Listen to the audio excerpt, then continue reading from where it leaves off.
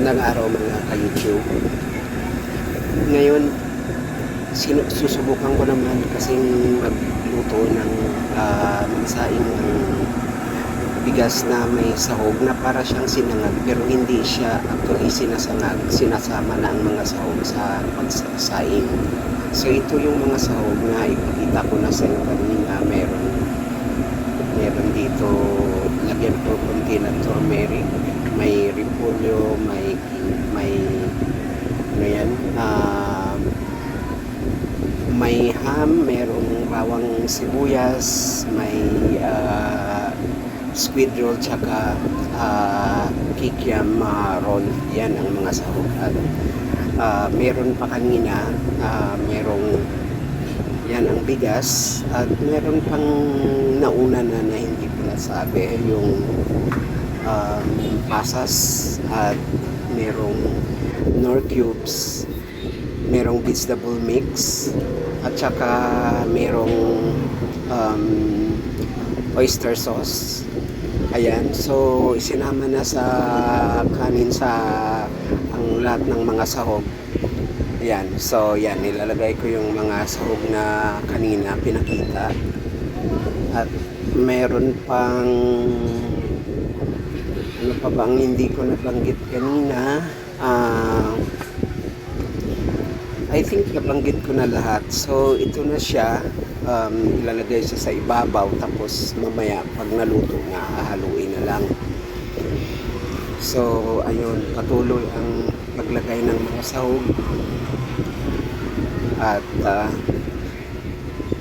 ayan, so may mga natitirang ham at saka konti pang repolyo. Ang repolyo kasi dapat sa huli na to kasi baka mamaya ano to, pero okay lang yan pag na-overcook siya, para at least hindi siya masyadong mapuno. Pag lumambot yan, konti na lang yan mamaya. Ayan na siya, so nakapatong na siya sa ibabaw. Yan, at ang susunod nating gagawin ay lalagay tayo dito ng dapat, ayan, oyster sauce, hindi pa pala nailagay. Yan, oyster sauce. Yan, isang buong pakete ng oyster sauce. At ito, hindi ko na ito inasinan kasi naglagay naman ako ng oyster sauce at saka nor cubes. Medyo malat-alat na yan. Kung medyo gusto nila ng malat, di nagtaga na lang. Ayan na, nilagay na sa rice cooker. Ayan, nalagyan na rin yan ng tubig. Yan, takpan natin. At abang na lang natin mamaya. Pagluto na, dadalawin natin. Oh, ayan na. Naluto na at nagulat ako. Kalahati na lang ang natira. At inunahan yata ako ng mga kasama ko sa bahay dito. So, habang busy ako sa pag-edit ng iba ko pang mga videos, yun, inunahan na pala nila ako. Nahuli ako. Ayan, kalahati na lang ang natira. At hindi na nakita yung repolyo. Yan na siya. So, yan. Yan na lang ang natira. Inunahan na tayo kain ng mga kasamahan natin dito sa bahay. So, ilalagay ko na siya kasi bumaba ako para kumain. Akala ko akong mauna. Yung pala hindi. So, ilalagay ko na siya sa pinggan. Hindi pa ako kumakain ng tanghali. Ayan siya. So, para rin siyang sinangag.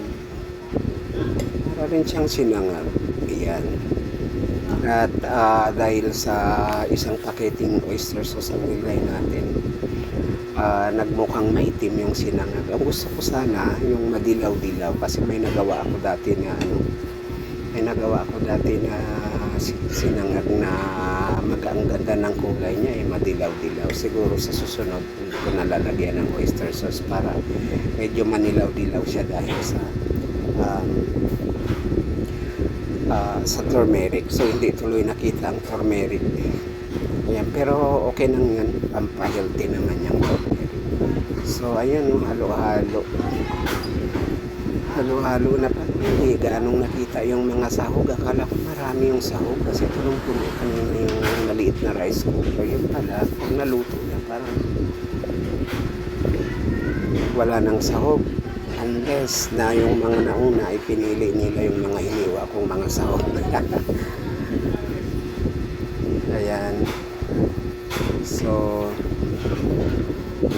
tinikman ko siya kanina. Medyo may lasa naman siya. Pero kung sakali man na ang iba, kunwari na tatabangan, pwede mo naman siyang dagdagan ng tuyo o kaya lagyan mo ng asin. Konting asin. Pero sa akin okay na yan. Kasi iwas sa maraming asin. Ayan na siya. So, kakain na tayo. Yan lang, kompleto na yan.